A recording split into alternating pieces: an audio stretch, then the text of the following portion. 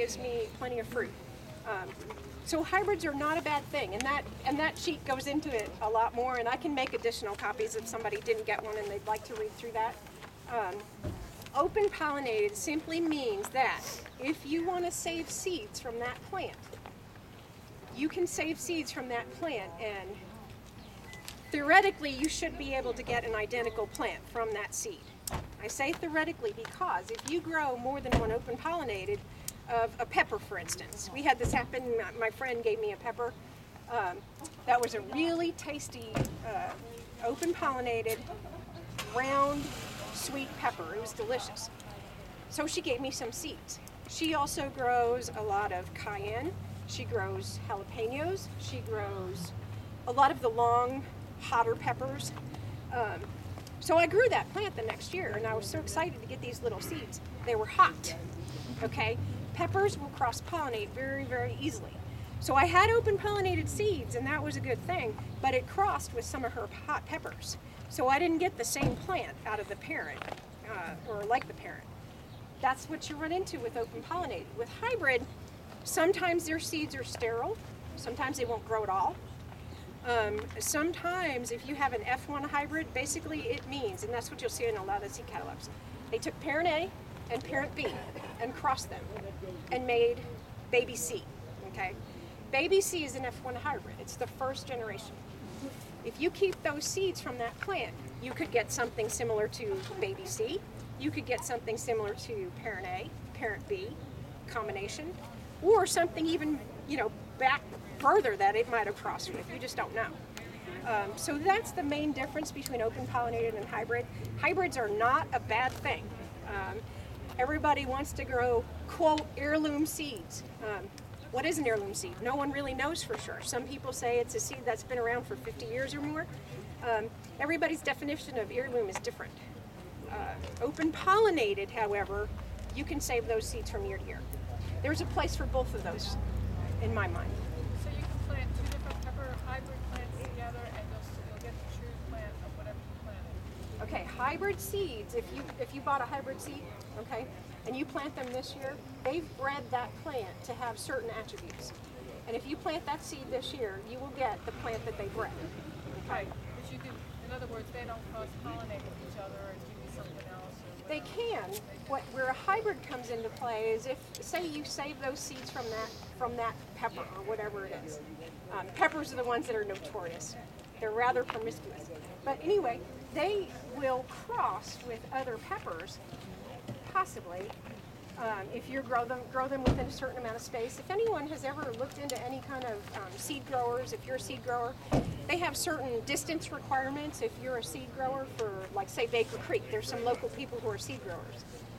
If you're growing, and you look down the list, if you're growing a pepper, they need to be X number of feet away from the other pepper so that you breed those seeds true. But if I buy hybrid seeds and I put them in the ground, I don't have to worry about the distances and stuff like that. No, then you don't. The only time that comes into play is if you want to save seeds. But if you're growing a hybrid seed, it's anybody's guess what you'll get next year anyway. Right. So, and you may get a plant. A lot of people think that hybrid seeds, the Terminator gene comes in there. People think it has a Terminator gene. It doesn't. The Terminator gene has to do with genetic modification. It is not in our hybrid seeds. The seeds might be sterile, and that could be what some people think of as Terminator. That's a good possibility, but nature did it herself. Nobody was in there with gene splicing doing that. No. Okay. Any other questions on that? So a hybrid seed is almost like what nature would do naturally anyway. Right, exactly. Yeah, hybrid seeds. I mean, you're making, if you grow any kind of open pollinated plants, you're making hybrids right in your own yard, perhaps. So, because I know I grow a lot of different peppers, and that's one of the reasons I grow both hybrids and open pollinated. Most of my seeds are open pollinated, but I do not save my own seeds. I let that to the experts who have the time, the patience, and the space to do it. So, but the reason I grow them is if there come a day when I couldn't buy seeds, either they got way out of price and I couldn't afford to buy them, or maybe they were not available to buy, God forbid. If that day ever came, I could grow those peppers. They just wouldn't be exactly like their parent. Possibly. It's anybody's guess. Does that make sense? Any other questions? What's for lunch? Well, I got a ton of tomatoes at my house. This lady has a question. Yes. So that explains why the peppers I got at the store that were really beautiful, I saved the seeds and I have some beautiful plants, but there's not a single pepper on it. Sometimes that happens. So yes. that's why Yes. I've Yeah. watered and fertilized and I have some beautiful Yeah, green plants. because I with can no guarantee you, if you bought them at the grocery store, they're peppers. hybrids. Okay, Yeah. I'll pull them out. I'll plant something else in there. So, yeah, very, very, very seldom do you find open pollinated varieties of certain things. I mean, certain things like beans. I think most beans are open pollinated. But there are some hybrids, I guess. They are breeding some varieties. But hybridization goes way, way, way, way back before anybody even thought about splicing genes into plants. So, okay. Questions on anything? I tend to ramble on, so. No, whatever. Great. All right. And I do have several books here. If you want to look at my books after when we disband, you can come and look at my books. Because I have another Elliott Coleman book, which is called The Winter Harvest Manual. I love delving into that. Sure. It's a lot of fun. Recommend it. Whenever I go online, I don't know which one to buy, and I For find fall a gardening? For fall gardening? for the Fall gardening, this is like that one? yeah, this is my inspiration. Elliott Coleman gardens commercially year-round in Harborside, Maine. Yeah, that's where I got You can do the it in idea that I Harborside, could Maine, use in it. unheated greenhouses. That's the key. Unheated In Maine, greenhouses. If you can do it in Harborside, Maine, we can do it in Midwest year-round America. with an unheated greenhouse. Oh, my. I don't think anybody has a climate quite like his. Yeah. Around here, at least. Yeah. What was his name? Well, I want to thank you again, Denise, for giving that excellent presentation. Thank you so much. So for anyone that's just joined us, once again, the name of our group is Homegrown Missouri, and we're trying to get a lot of gardens in the area. We want to see people gardening, and we believe that we can produce our own food in Taney County, or most of it, instead of trucking it in from 1,500 miles away, 90% of it. So that's what our mission is. Next up, we have Marie Ewing, and Marie's going to give a presentation on container gardening, different type of containers gardening, how to mix soil mixtures.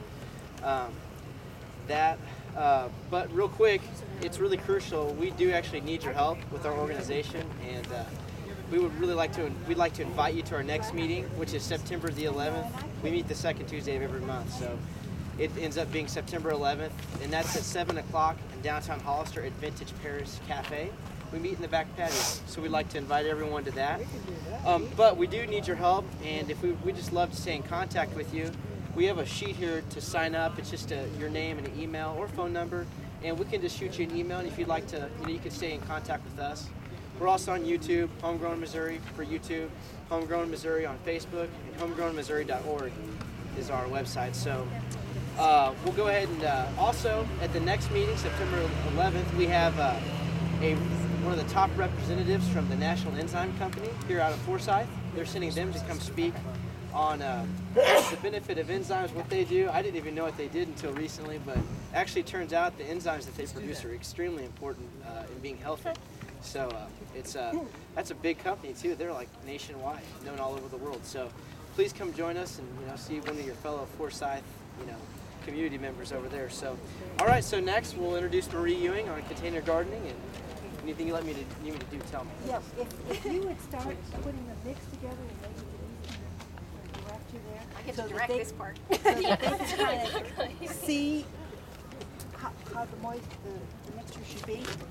Okay, now what I'm going to speak on is specifically a specific type of gardening called square foot gardening. And this book is by Mel Bartholomew. A lot of the techniques that we're using are going to be from here. Basically, you mix a lot of different things together to get the nutrients. However, we're not going to be specific as a square foot garden. In a square foot garden, you mix 1/3 vermiculite. And you can get that at Nixa Hardware has it. They've got the best price on it. There's a few places, the Mule Barn will have it, but sometimes you have to order it and they'll get it for you. And there's also a way over on the other side on West Branson Why don't you tell them why the vermiculite is important? the vermiculite will help retain moisture. and it's kind of light and fluffy, so it keeps the soil lighter. It doesn't let it get too compact down. I'm sorry? Is it a natural substance found in nature? No. Well, I don't have the answer to that. I don't think so. It's similar to perlite. The difference between vermiculite and perlite is perlite will float and vermiculite won't. So vermiculite stays mixed, and that's why.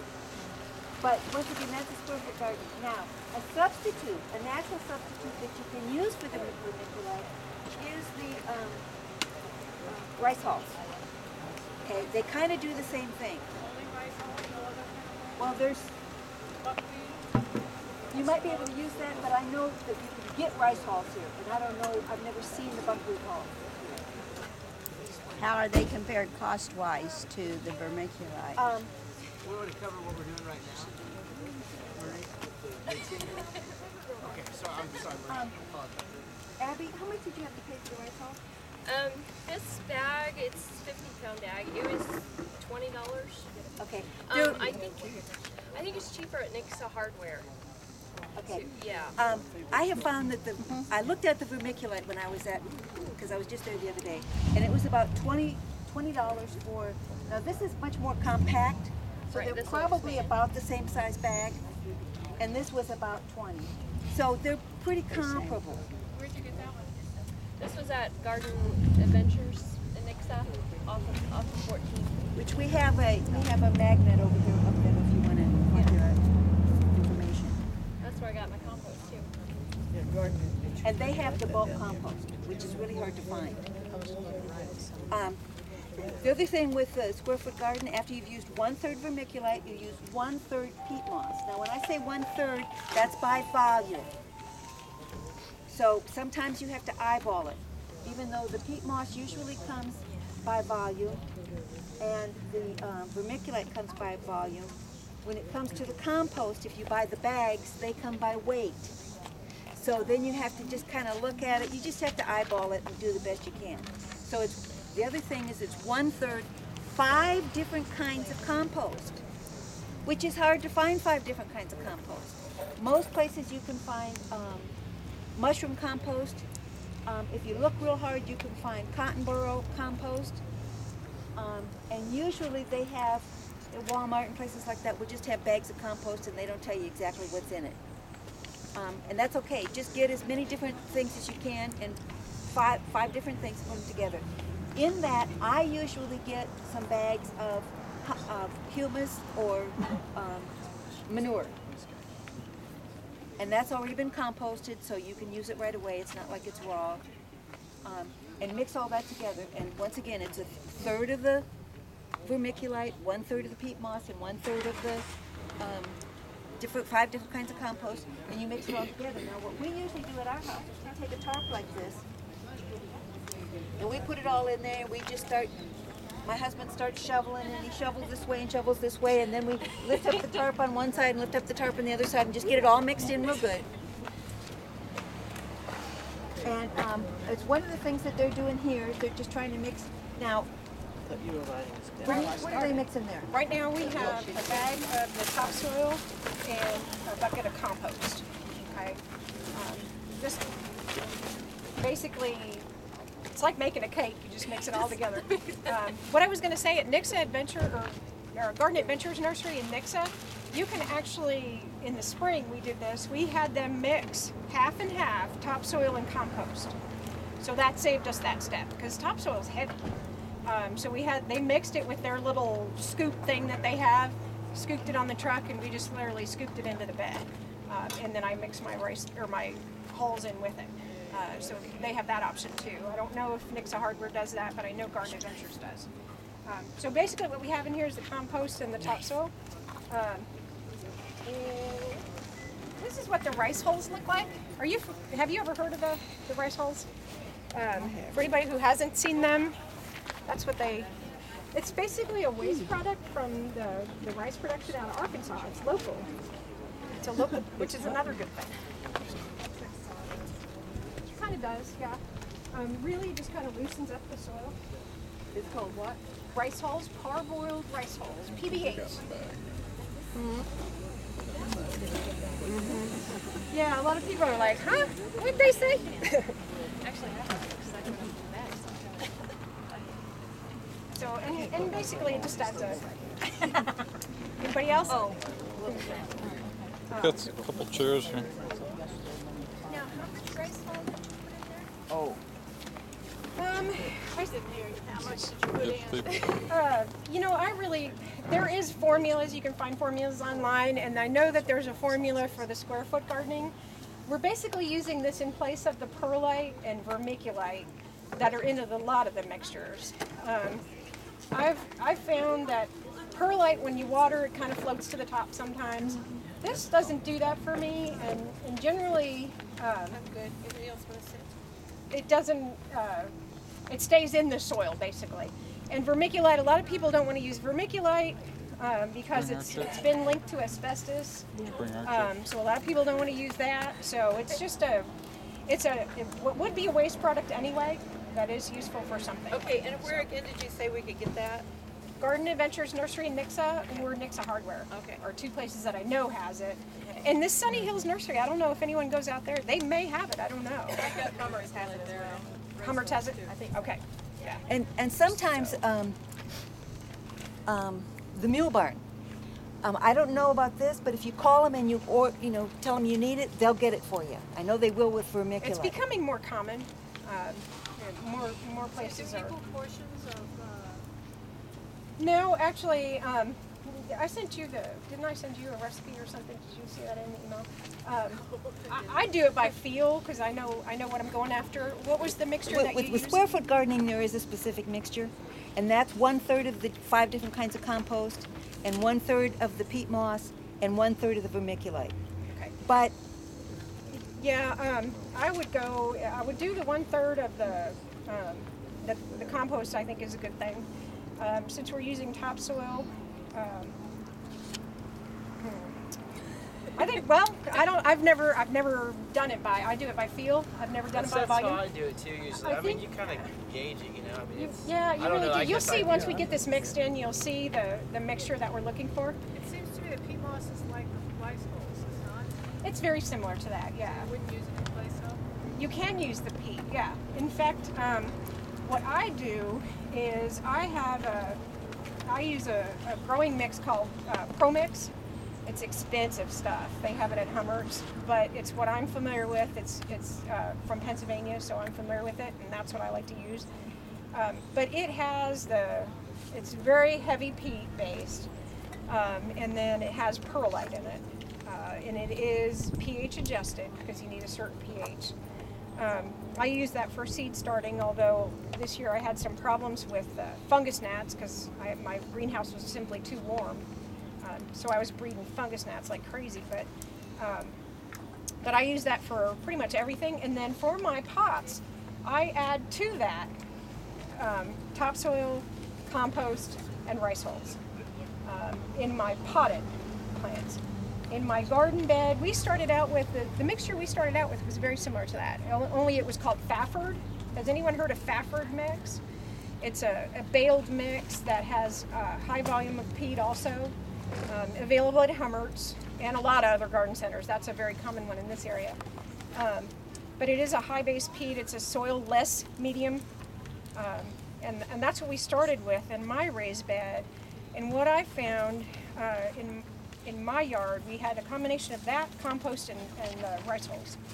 In my yard, I get full-on sun all day, every day, and it was drying out way too fast, was way too hard to wet after it dried out, and was too lightweight for what I was needing. So this year, I added a combination of compost and topsoil to it, and I was much happier with that. So, I mean, if you don't want to use the peat, or if you already have some planting mix that you want to use, I basically, will mix that into it.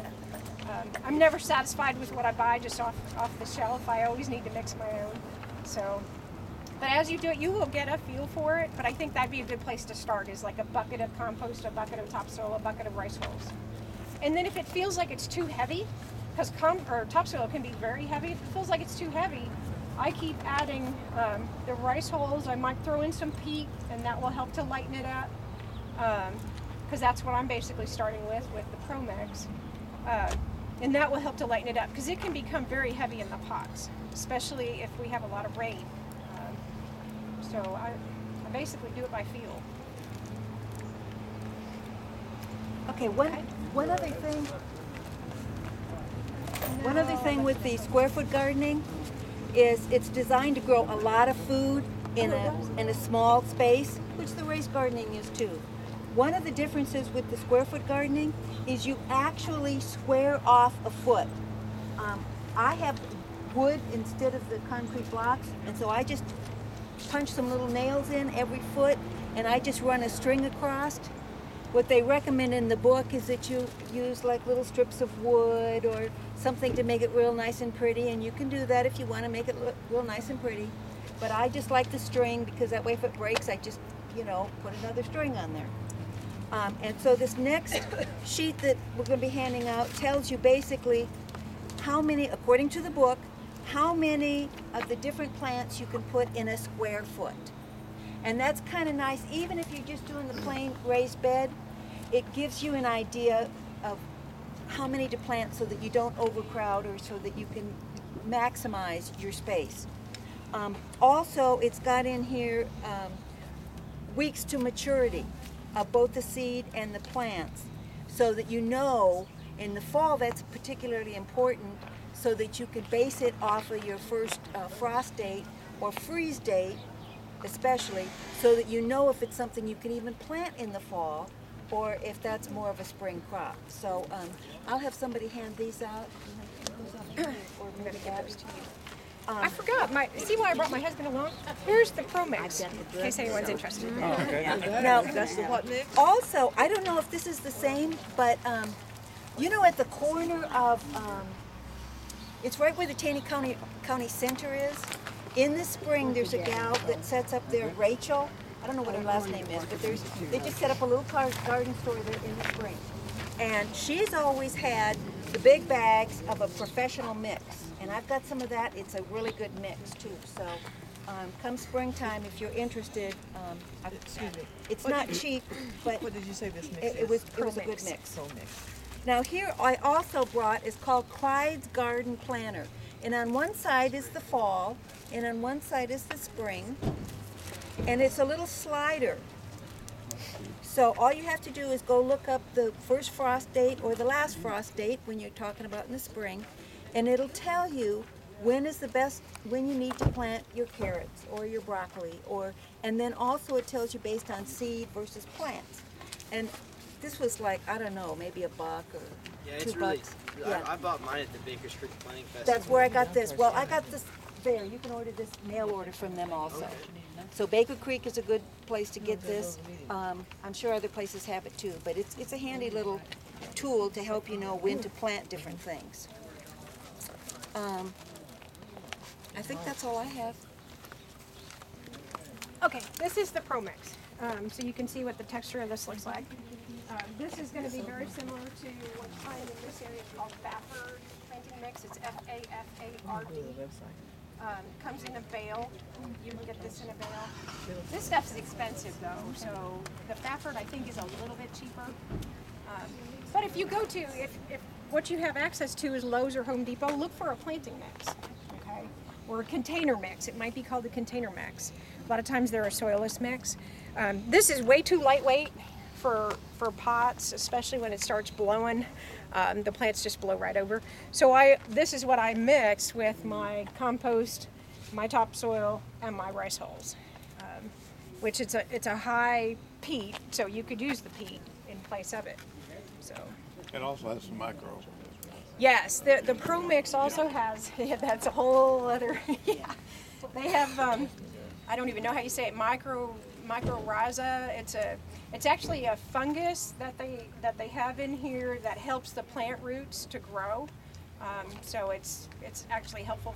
But I think that's what makes it so expensive. This particular variety. Yeah. So we're gonna add that in there. Now, one other thing that we haven't talked about yet, and that's weed guard. And this is just a cheap weed guard that I got like at Home Depot or Lowe's, one of those places. Especially if you have Bermuda grass, you just lay this down before you put any of that in, And we usually run ours like up the side so that it's not going to be able to get in there. And that really helps keeps the weeds down. Garden Adventures, I noticed, sells it by the yard, I think they've got, and they have like professional weed guard. Some of it will be good for 30 years. So if you really wanted, you know, you could spend a lot of money on weed guard, but believe me, every penny that you spend on it, it's worth it, especially if you have Bermuda grass. So that's something to consider. It will extend the life of your garden a long time, and you won't have to redo your garden because the weeds are just everywhere. I went through like 2 rolls of the the $20 rolls at Lowe's in my garden, and it definitely helps. But you know, Bermuda grass is so triumphant; it will still kind of try to weave under it. You know, if you have it there, you know, if you have it on your bed, and I just put mine over the top of some of my in-ground kind of areas that I'm planting, and you can, as you cut open, to plant your seed, you'll still see a little bit of, Bermuda is just impossible. Bermuda grass and moles are the bane of my existence. Moles. Anybody else have moles in their yard? Yeah, we do. Anybody? I was hearing about a mole. I'm serious, a bomb. I'm not kidding. This Okay. I don't know if this is true, but at the last meeting, Shirley, who's like 88, said, "Yeah, I was understanding there's this product, and it's like a little kind of, it definitely is a explosives of some sort. You can buy it, and you could put them in. I know this sounds. There's some claws that you put in, and you stick them in there, and then when a mole comes through, it chops it.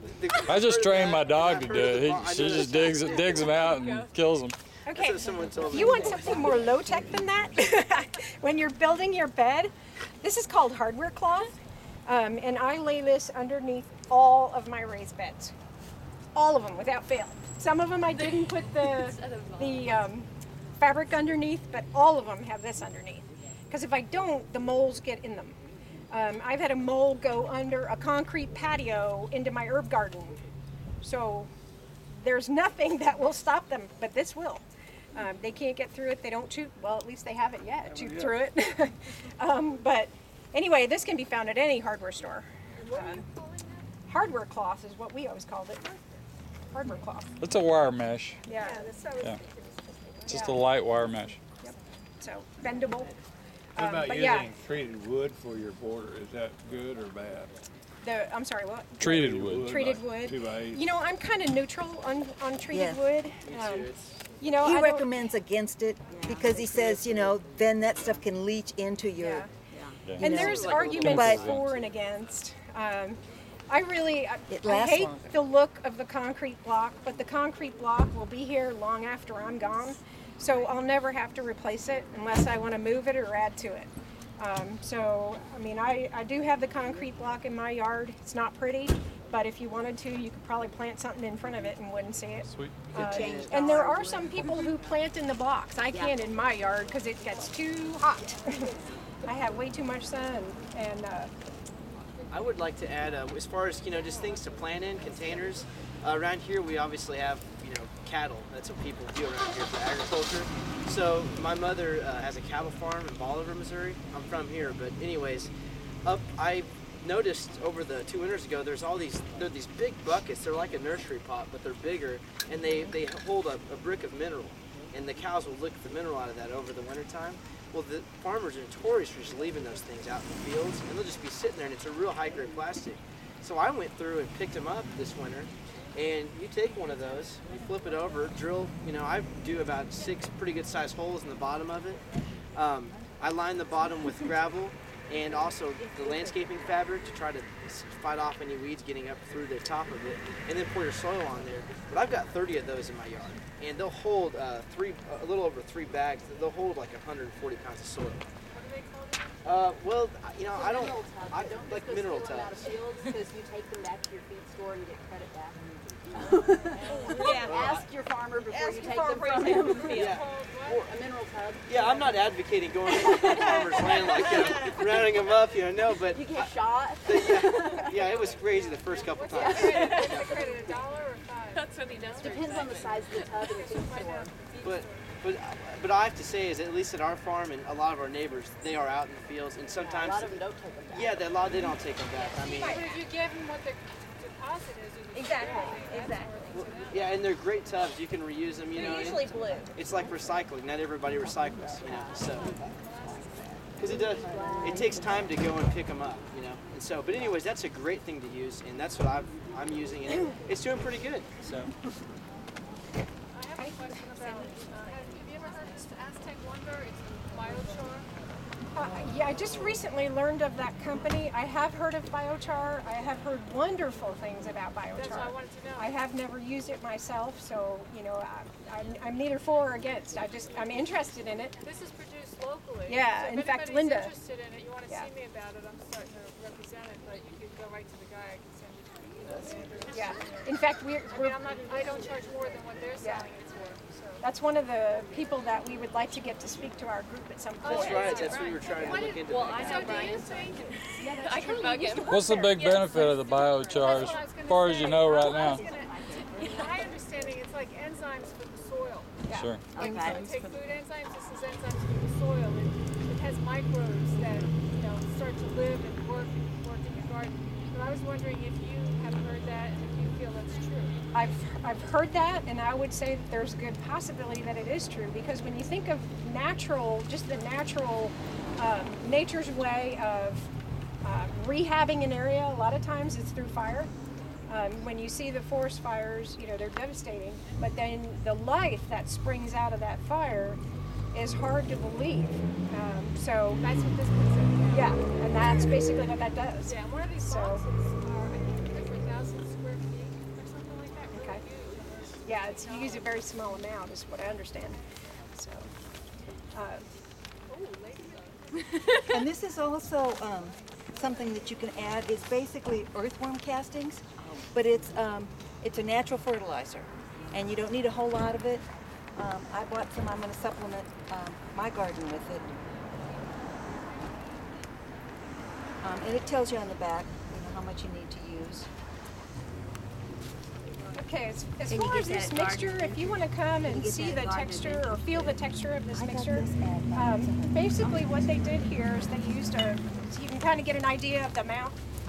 They dumped a 40-pound bag of topsoil, okay, a bucket full of the compost, and then we had probably you saw the amount of the pro mix that was in here, probably about that same amount, maybe a little less of the rice hulls, and that's the mixture that they made here.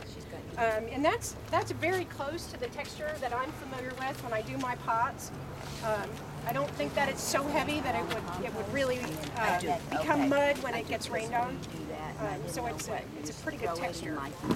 So that's kind of the texture that I'm looking for when I mix mine together.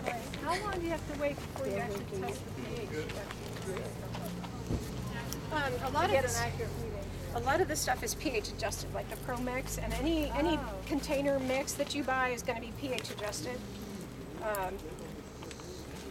One of the things that the Square Foot Garden says to do, after, next year, you've planted your garden this year, and now next year comes, and how do you make sure you got your garden in shape?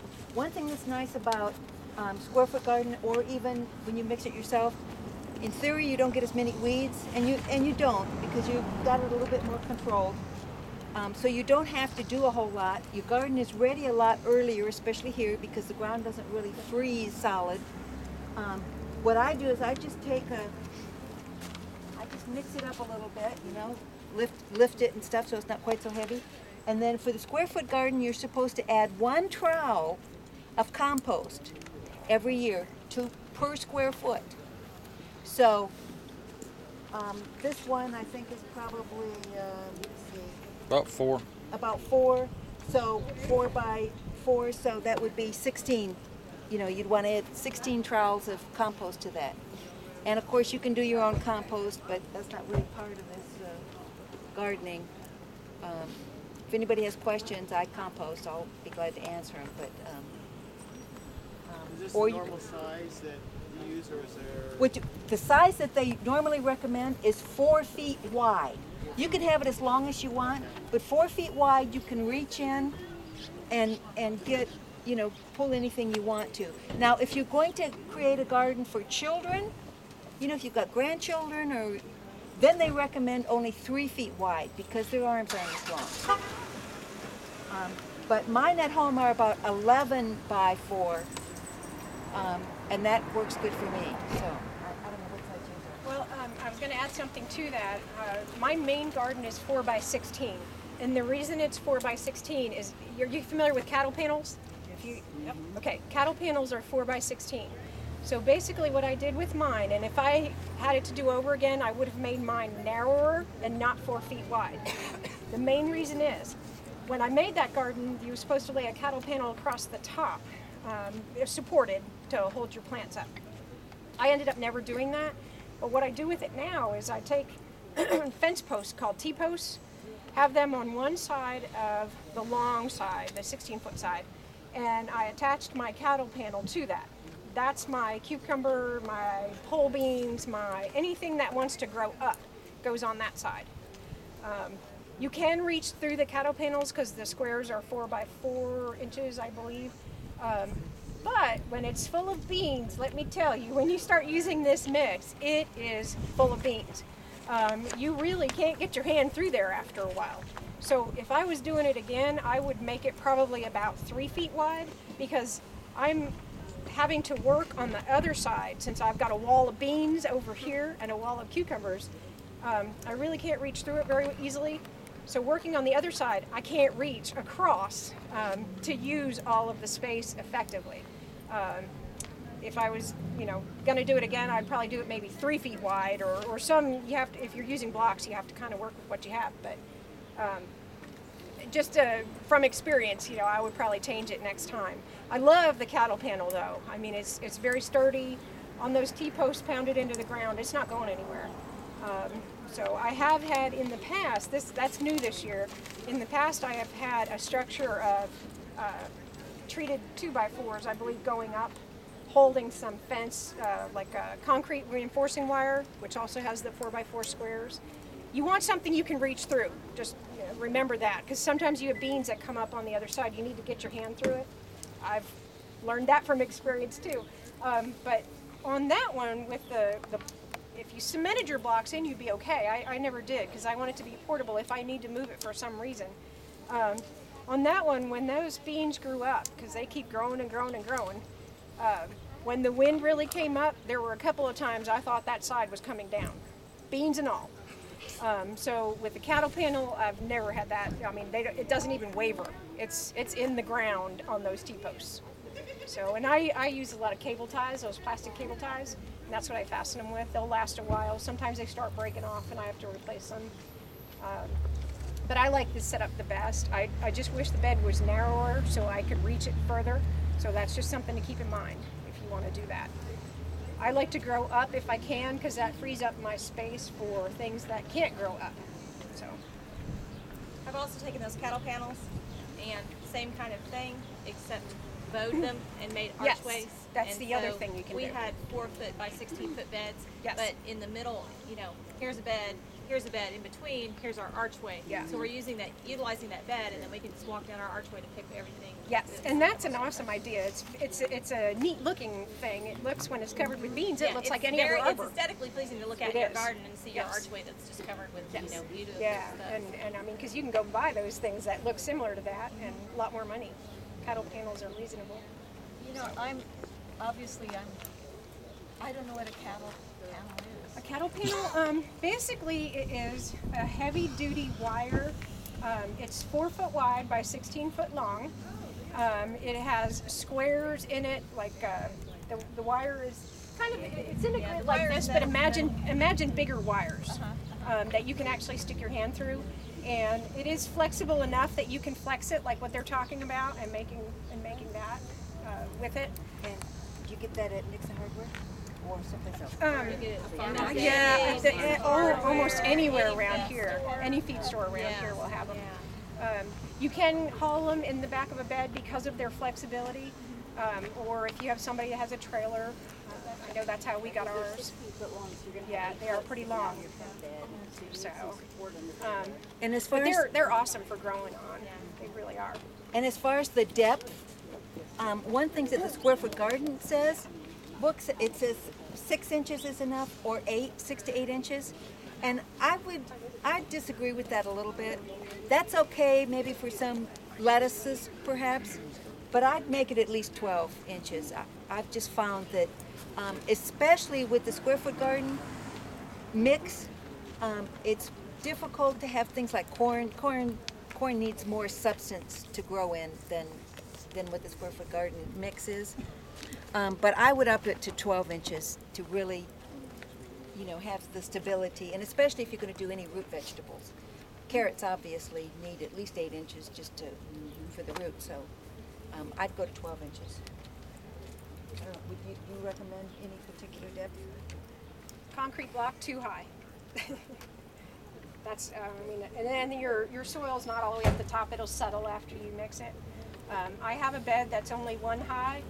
It got dried out so quick this year, especially, that I could not keep that bed happy. My ones that were 2 feet high, I could water every other day, full of plants, so they're transpiring a lot of moisture out into the air. But even full of plants, I could get away with every other day on that, the 4x16 bed. That's 2 blocks high. The one that's only 1 block high, every day that thing was wilted, every single day. So that's what I would use. But then again, I don't have, depends on what you have in your yard. There's so many different microclimates around here. I have south side of the house, so it's full-on sun all day, every day. And I have about a foot total of soil underneath, on top of solid rock, about 10 feet of solid rock, at least. So it looks just like a quarry when you dig into our backyard. So if you have something different, you might get away with something, something a little bit more shallow. So it really depends on what you have. So. Welcome to Missouri. Yeah. Yes. Rock capital of the world. Any other questions? How do you keep the deer out? That's what my husband just said. You forgot to tell him about the deer. Get a gun and use it this fall. Yeah. Have a big dog, that helps. Yeah, dogs really help. I don't have either of the sort. What I do in my yard, all of my beds are concrete block, and all of the blocks are empty. So my husband rigged up a series of panels using PVC pipe, made them 4 feet tall, and I took deer netting and used the cable wire and put that deer netting over the panels. The panels are width-wise about 4 foot wide. So yeah, actually they are, because I have 2 4x4 beds, and each panel fits on the side, and I tie them together at the corners, so that way I can open one side if I want to. Because I have fought deer in my yard. You would not believe how I fought deer in my yard. I came out one morning a couple years ago and they had eaten 28 green tomatoes in one night. So What is this flying around? it looks like a dragonfly. Another thing that's nice about the PVC panels that she was saying, one of the things that we've been experimenting with, especially this summer, and last summer a little bit too, we bought some shade cloth, got it online, and we have the panel, we have a permanent panel that fits over ours that's 11 by 8, but you can make it to whatever size you needed it. And we just keep it over our garden in the summer. When it starts getting hot, we put it out there. And then we just put the shade cloth over it. And you use the PVC, has those little clips that, I don't know how to describe them, they're clips that will clip anything onto the PVC. And you can keep it over your garden, and it will allow the sun to get in on the sides, especially, you know, in the morning sun and the afternoon sun. It just gives it shade, yeah. But it gives it shade during the heat of the day, and it does seem to help with your water usage. And it keeps the plants from just wilting, and as far as the sun scald on your tomatoes and your peppers, you don't get it with that. So that's another idea. And the PVC pipe frames work real good for that. It's like the black stuff you see at Home Depot or Lowe's over their plants out there, but you can buy a little bit cheaper on eBay or someplace like that. Yeah. How high did you put that up above your garden? Well, you know, I've got two different heights. One is probably about 4 feet, Yeah, one's pretty close and one's higher. So and one is higher. The higher one I did because tomatoes sometimes, you know, get. Yeah, she's got So it some. depends on what you're going to be growing underneath it. I know this Any is other kind of questions? a little off the subject, but we had terrible time with roly-polies. They're getting in and eating Yeah, I know you're not into insects, but yeah, any. We got rid of the wood and went to the concrete, but they were still already in the garden. yeah. Yeah, they were a major problem this year. I do know that Wind Rider's up here. She has some organic insecticide up in there, and I would go there and check because first of all, it's here local, it's close, and see what she's got. Another, and I didn't bring the catalog, but I think it's called Arobica. Arbico. Arbico. A-R-B-I-C-O. And I had a terrible problem with grasshoppers this year. They were just horrible. And I didn't want to use a bad insecticide, so I just went out to the web and looked, and sure enough, they had, I can't remember the name of it, but they had something that was specific for grasshoppers and beetles, and you just spread it out, and the grasshoppers ate it, and they got, only affected grasshoppers and beetles, nothing else. And they would get this disease that as soon as they got it, it would cut their eating in half. And then it would take them about, I think 2 or 3 weeks to die. But when they did, the other grasshoppers would feed on them, so it keeps the, and my grasshopper population went down tremendously. I probably didn't buy enough of it, but it really helped. Where did you say you got the organic insecticide? And what was that? Arbico? Arbico.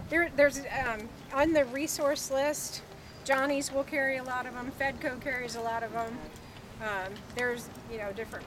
But right here in Forsyth, Wind Riders has a small amount of them, so you could check there first. Not have to, Point, yeah. you know where Wind Riders is, right? It's kind of Next to the pharmacy, right here. yes. Okay. Yeah, we figured out how to get rid of the squirrels and all those other people, all the other ones, but they take little bites out of the radishes, carrots, everything. I guess I'm kind of making off the wall ideas and suggestions today, but with my previous ones. But hey, I got another one for you. I read on the internet recently that if you have a real bad problem with tomato hornworms, people claim that you can eat those. You can actually supposedly saute them in a skillet with olive oil, and you might Google that one. Like I said, I'm just making the crazy ideas today. But Actually, he wanted some because I was saying that I had I would some. try If he it. has an address, we'll bring him some. But now, since he said that, I haven't even gotten one single one of them. I haven't had one either. I wanted to try I just it. killed 2 of them the other day, so. I didn't know that, I already saved them for you. And one of the things that Denise had said is that she likes to plant a lot of greens in the fall. The fall is a perfect time, as is spring, for radishes. So if you're any radish fans out there, because radishes only take, I think it's 4 weeks. About 30 days. I planted some this spring, and you can cook the greens on the radishes too. Yeah. I mean, they get kind of where they have a hair on them, but to me, it was a green, so in the spring, so I sauteed them in the skillet. They're excellent. And you can use them in salads too. I mean, they're a little. You don't want to use a whole bunch of them, but you can use a few of them with the other greens, and then you don't notice they're a little harsh, but they're good. Good I for you. noticed you have a cup for donations.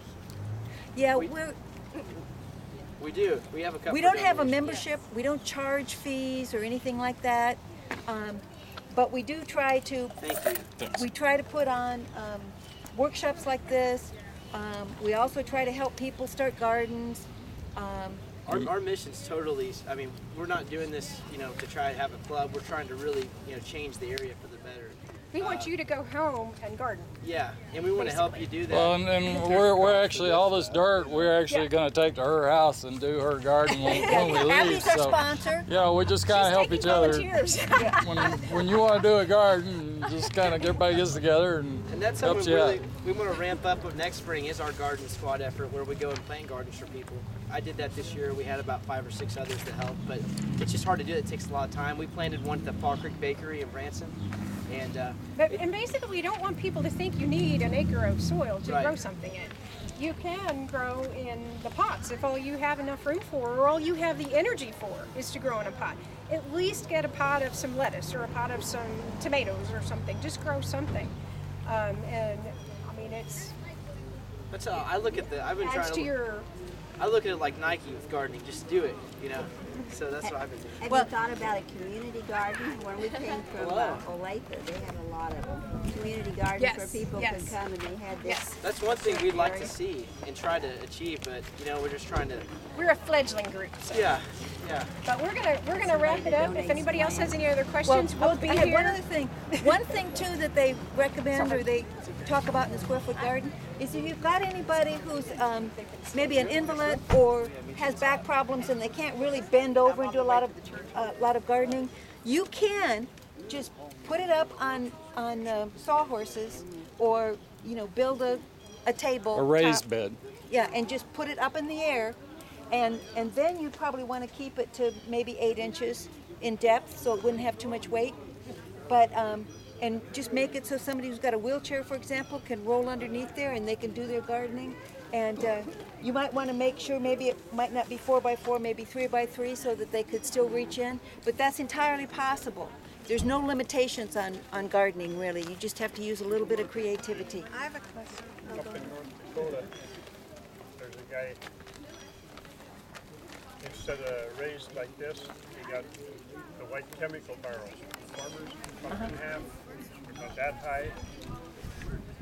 His entire crop, everything he plants is in those. Yeah. And they're double what any normal plant is. Yeah. And there's no weeds. Yeah, so we're trying to encourage people to think outside the box, basically, when it comes His to gardening. potato plants, when we left, he's 6 foot, and his potato plants were up here from the top of the barrel. Oh my gosh. They were just finishing the potatoes from last year. Good. Another question? Could I make a garden like this out on my wooden deck? Yes. I would not recommend on wood. On wood. Now, if you've got the what do they call that? The plastic decking. It's not really plastic, but it's It's not gonna wood. be heavy though. You have to remember the Yeah. weight when you water that soil. It's gonna Yeah, be you heavy. you have to make sure that it's not going to be too much weight, and if you know an engineer or somebody that tells you, I would think that the pots would be better. Yeah. And the pots are better too because you can put them around where the